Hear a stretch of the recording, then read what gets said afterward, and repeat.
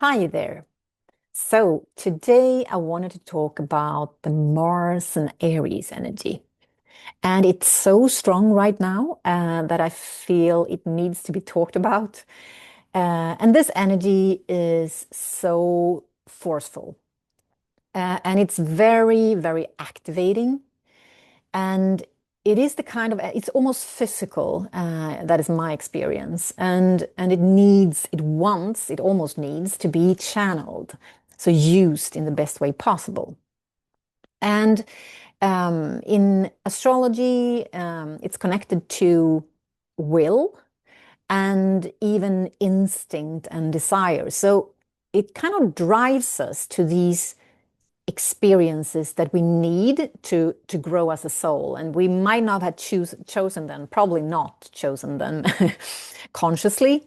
So we kind of driven to this instinct, to this desire, and on that path we have these teachings, these lessons, these learnings that's essential for us to grow. And it's almost like this Mars energy is a bit naive, this Aries energy, because it's the first zodiac sign.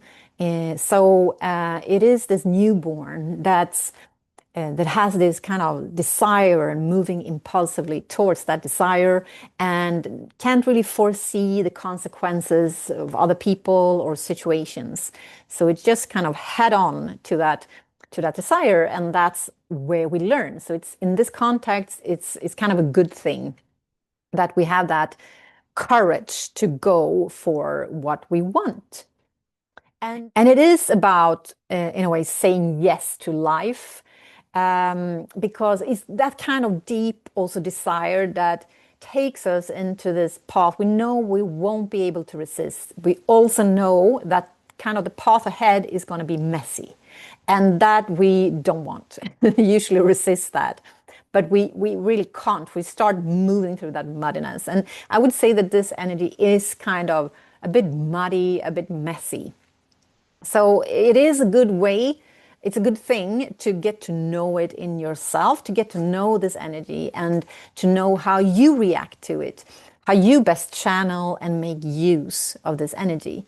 And Mars is very connected to, as I said, will and choices. And when we are not connected to this, our own will, our own kind of desire, we easily get into confusion.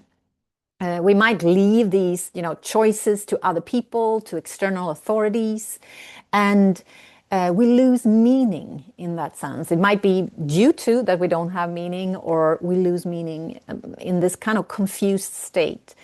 And we definitely lose our power because we're not active.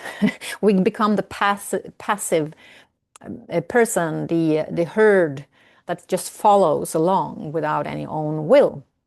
So this is, and this can take us into depression. It can makes us act out, be frustrated, get angry, react to situations. So to have connection, a good connecting connection to our will, basically our soul's will, preferably instead of maybe egoistic will or a will that is derived from fear. But to be connected to our will is almost like it's essential to feel alive. So it's about Mars and Aries energy is about saying a bit yes to life. And if we're not connected to our will, it is a very beautiful and important thing to start to get connected to what do I want? What do I really, really want? And it doesn't have to be huge things in the beginning. It can be small things or the other way around, depending on where you're at, and just start playing with it. Open up to what is it that you want. And what's very common with this energy is that we have a bit too much of it. So either maybe disconnected then or pushy.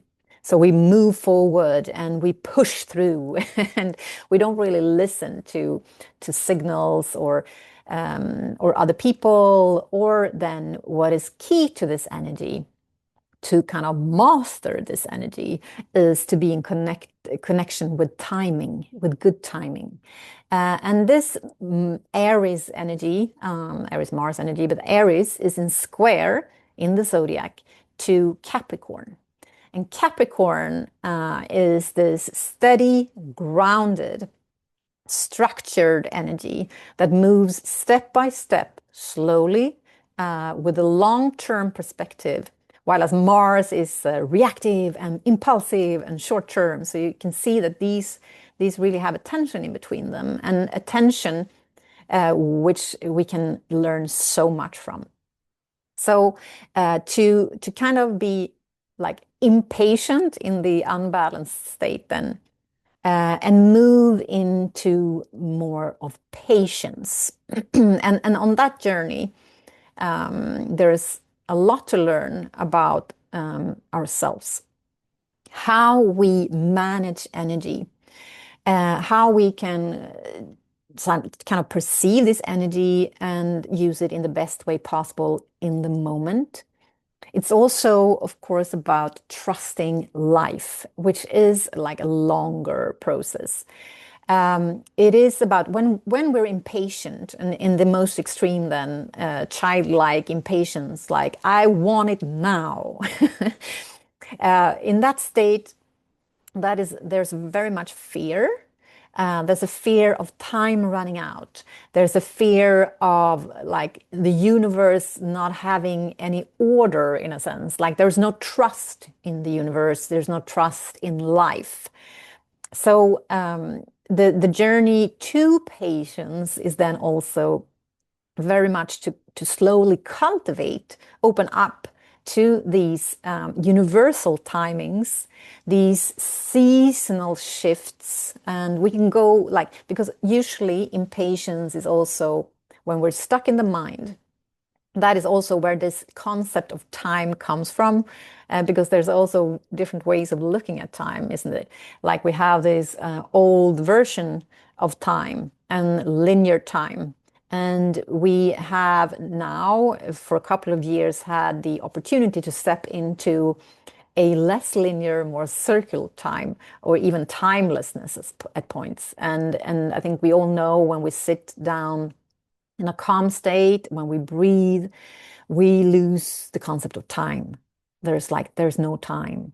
So to kind of move into more of that state, when we're impatient, again, we're in the mind, we want to move out, we're overthinking. Usually the nervous system is super active, and to move out of this impatience, we need to move out of the mind and into preferably our body.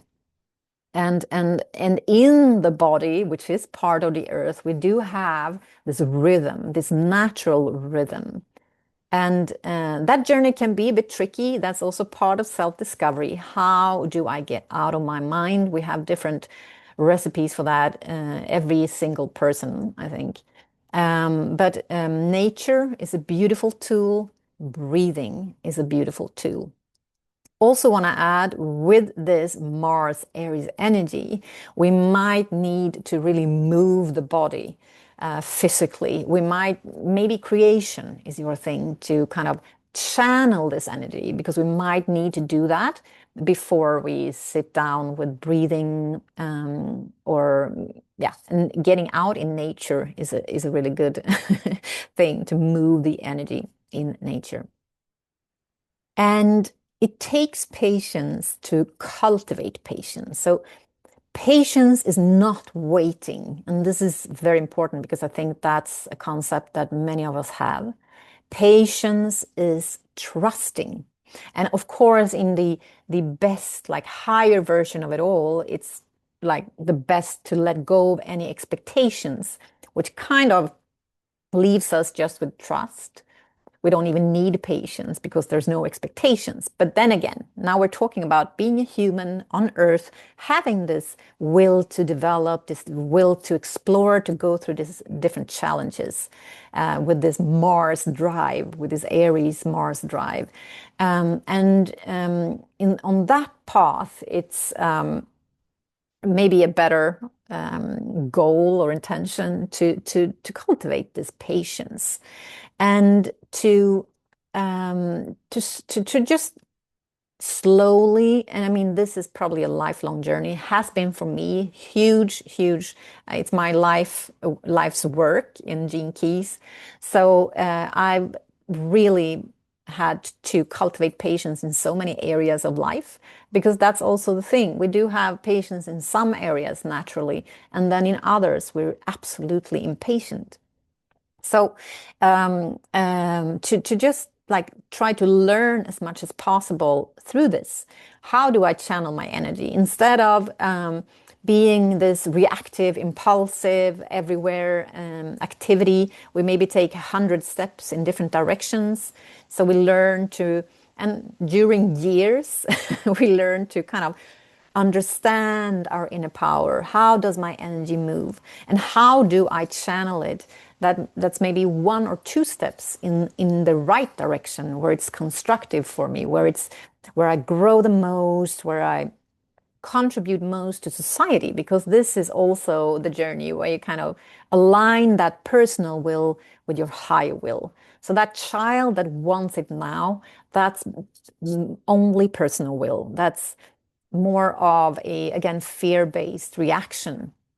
While as we want to kind of move this energy slowly into that alignment with high will, where we realize that we are part of a bigger pattern. It's not only us, it's also a co-creation in a bigger pattern that we kind of want to get to and want to move with, where life becomes so much easier, where life becomes so much more rewarding, and with, I would say, less suffering.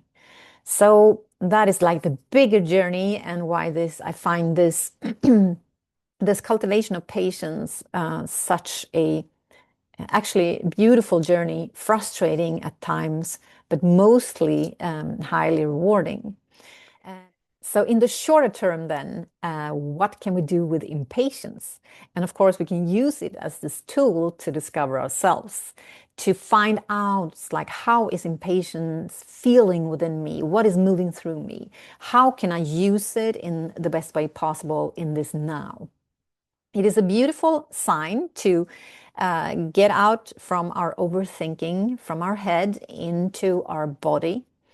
It is a beautiful sign for us to step out into nature, to tune in both with our body and nature, and in that natural rhythm, that natural timing.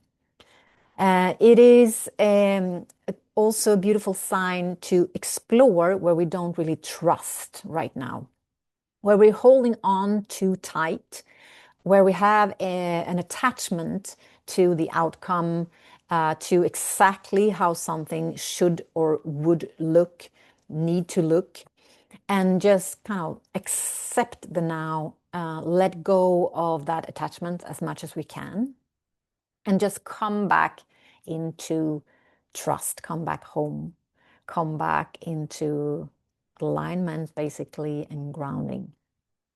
So that is my take on this energy that's so strong and so forceful, but can be used in so many beautiful ways.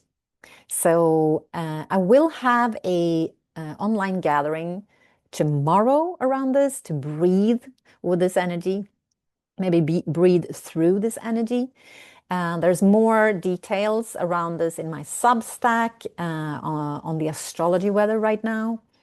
And also just check out my website. I'm available for sessions and mentorships and more online gatherings going forward. So wish you a beautiful day. Thank you.